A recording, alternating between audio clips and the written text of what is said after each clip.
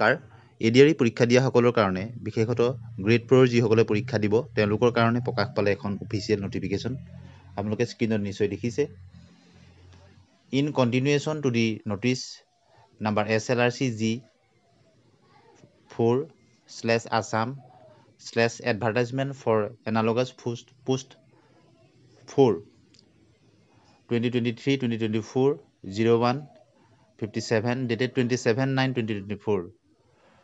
This is to inform all concerned that the admit cards for the written examination to be held on 27/10/2024 for the grade class 4 post conducted by the state level recruitment commission for class 4 post will be available for download from the official website of Assam State School Education Board erstwhile SEBA www.site.sebaonline.org and gov.assam from 11:30 AM of 15/10/2024 অৰ্থাৎ অহা 27 অক্টোবৰ তাৰিখে যিসকলে grade 4 পৰীক্ষা দিব তেওঁলোকৰ admit card download কৰাৰ কাৰণে এখন জাননী দিছে অহা 15 অক্টোবৰ তাৰিখৰ পৰা 11:30 বজাৰ পৰা দিনৰ তেওঁলোকে এডমিট কাৰ্ডসমূহ ডাউনলোড কৰিব পাৰিব তাৰ কাৰণে তেওঁলোকে ভিজিট কৰিব লাগিব www.assam.gov.in তাৰ পৰা অথবা www.site.sebaonline.org পৰা তেওঁলোকে অফিচিয়েলি ডাউনলোড কৰিব পাৰিব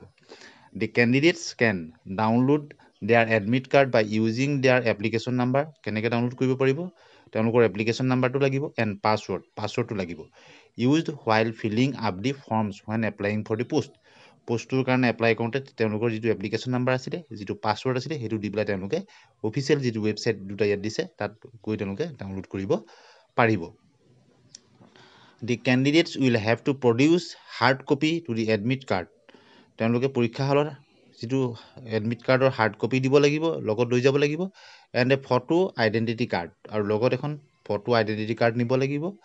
ইছ্যুড বাই দি গভৰ্ণমেণ্ট চৰকাৰে ইছ্যু কৰা হে produce government as such as Aadhaar card যেনে Aadhaar card PAN card driving licence voter ID এনেকুৱা ধৰণৰ লাগিব ৰিটেন এক্সামিনেশ্যনলৈ যাওঁতে ধন্যবাদ